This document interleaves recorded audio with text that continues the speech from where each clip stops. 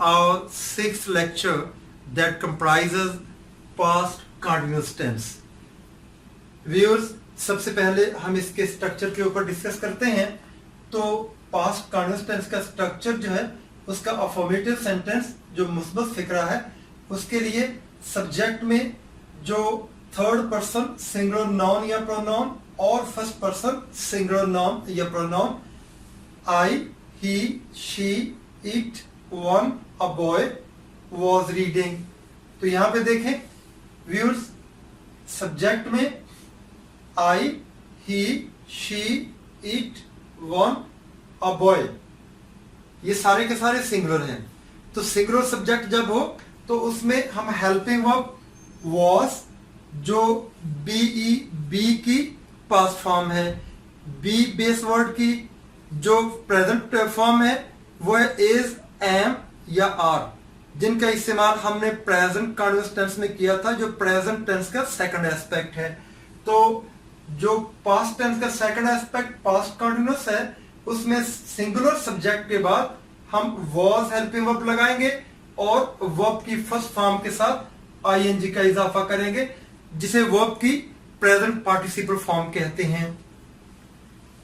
ऐसे ही जब हमारे पास सब्जेक्ट प्लूरल में होगा, जब हमारे पास प्लूरल सब्जेक्ट होगा, for example we, you, they, boys, उसके साथ हेल्पिंग वर्ब आपने वर लगाना है. तो वर जो है ये प्लूरल वर्ब है जो बी फॉर्म की पास्ट फॉर्म है. जैसे वॉज भी बी फॉर्म की पास्ट फॉर्म है, but it is used with the singular subject. Here the verb were is used with the plural subject for the past continuous tense. We were reading, हम पढ़ रहे थे. You were reading, तुम पढ़ रहे थे. दे were reading, वो पढ़ रहे थे. बॉयज वर रीडिंग, लड़के पढ़ रहे थे. सिंगुलर सब्जेक्ट के लिए इनमें for example I was reading, मैं पढ़ रहा था. ही वॉज रीडिंग, वो पढ़ रहा था. She was reading, it was reading, one was reading, a boy was reading, एक लड़का पढ़ रहा था. तो यह दोस्तों पास्ट कंटिन्यूअस टेंस का अफर्मेटिव सेंटेंस, इसका मुस्बत फिक्रे का स्ट्रक्चर. अब हम इसके नेगेटिव स्ट्रक्चर की बात करते हैं. तो नेगेटिव स्ट्रक्चर बहुत ही आसान है, क्योंकि इसमें जो हेल्पिंग वर्ब है वॉज या वर, इनके साथ हम नॉट लगा देते हैं तो वो बन जाता है पास्ट कंटिन्यूअस का negative sentence. For example in singular subjects के लिए I, he, she, it, one, a boy के साथ आप वॉज का इस्तेमाल करेंगे एज अ हेल्पिंग वर्ब और हेल्पिंग वर्ब के साथ नॉट लगाएंगे इसको नेगेटिव बनाने के लिए. और एज यूजुअल जैसे हमने पीछे बात की है, इसका प्रेजेंट पार्टिसिपल वर्ब की फर्स्ट फॉर्म के साथ आईएनजी का इजाफा करेंगे. ऐसे ही जो प्लूरल सब्जेक्ट्स हैं वी, यू, दे या बॉयज, कोई भी प्लूरल नाउन या प्रोनाउन यहां पे आ जाए तो उसके साथ हम हेल्पिंग वर्ब वर्ब, उसके साथ नॉट और वर्ब की फर्स्ट फॉर्म के साथ आईएनजी यानी वर्ब की हम यहां पे प्रेजेंट पार्टिसिपल फॉर्म का इस्तेमाल करेंगे.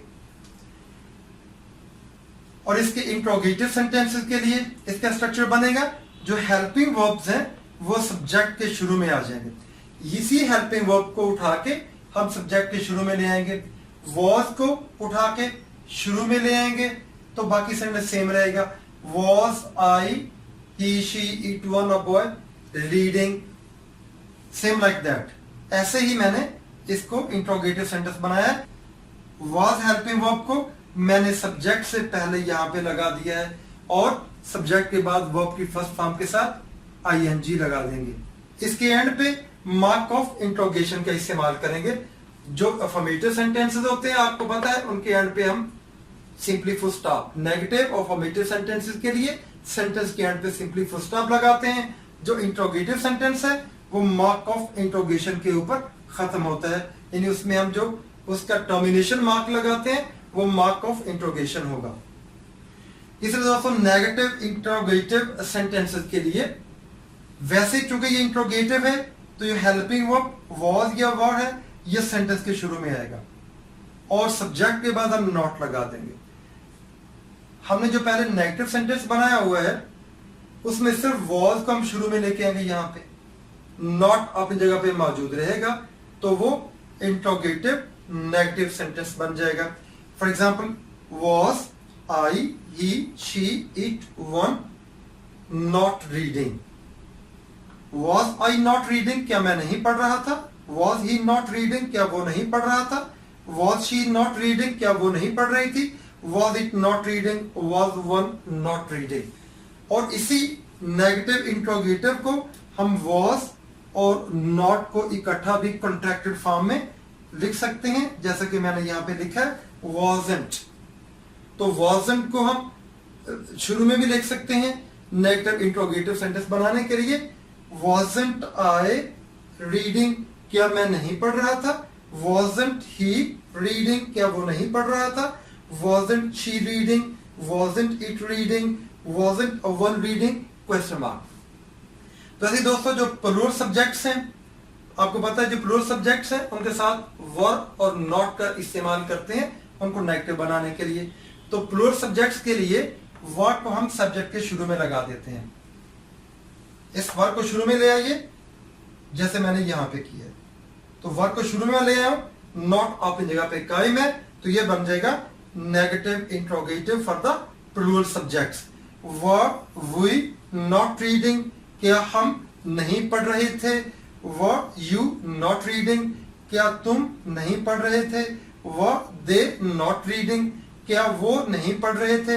वर्ब बॉयज नॉट रीडिंग, क्या लड़के नहीं पढ़ रहे थे? और ऐसे ही हम वर्ब और नॉट को कॉन्ट्रैक्टेड फॉर्म में शुरू में भी लिख सकते हैं। weren't we reading, क्या हम नहीं पढ़ रहे थे? weren't you reading, क्या तुम नहीं पढ़ रहे थे?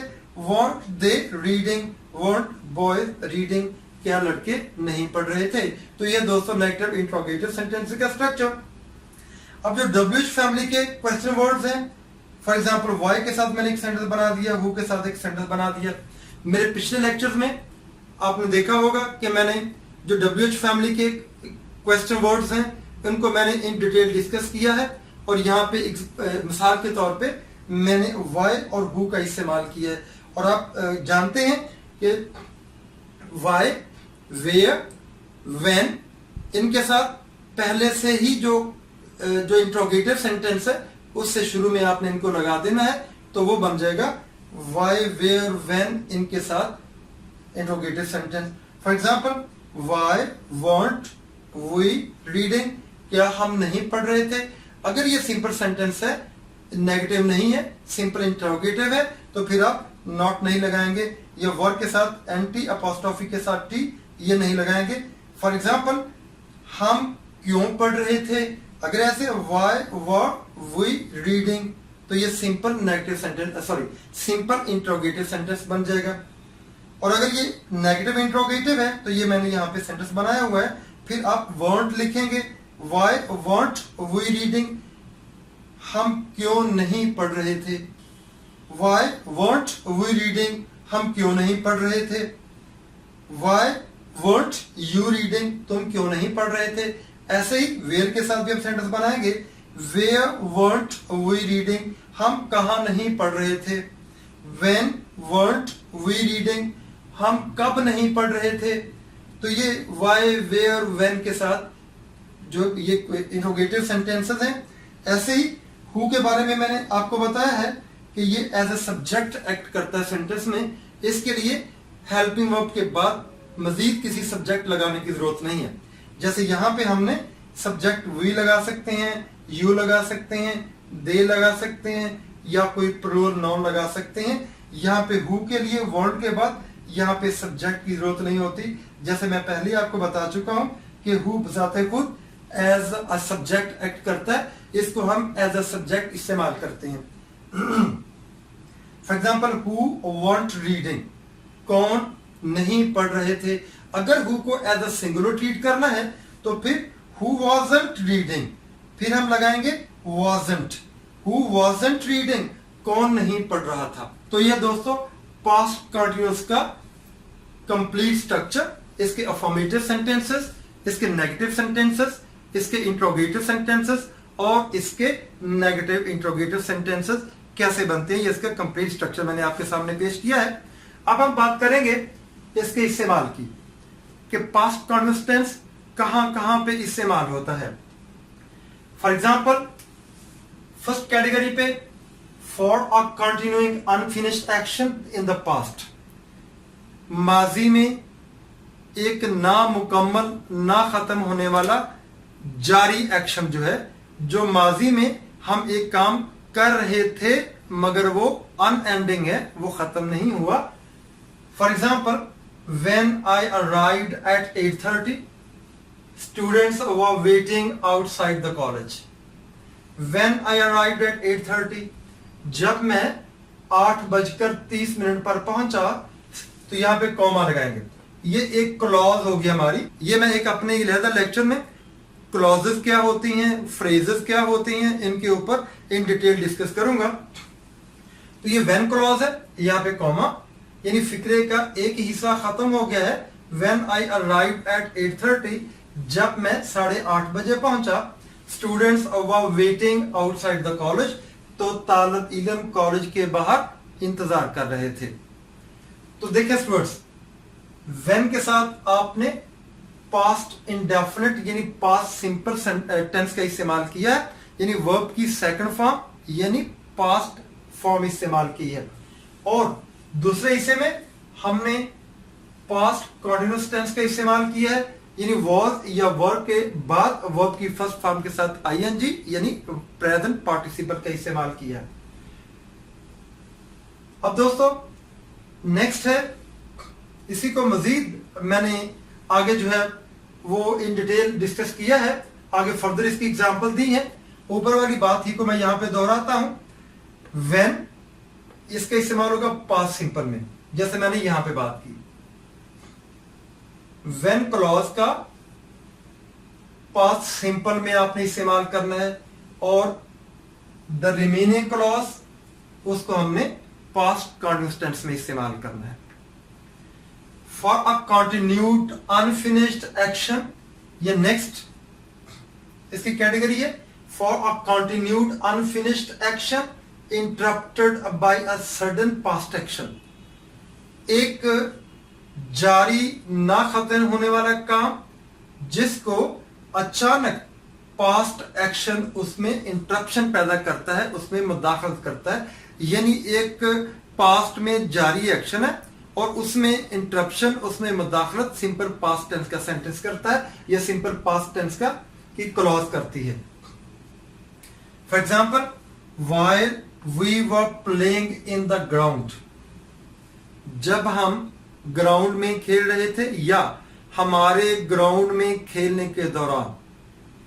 व्हाइल का हम इस्तेमाल करते हैं उस वक्त के दौरानिये के लिए, उस वक्त के दौरान, उस टाइम के दौरान।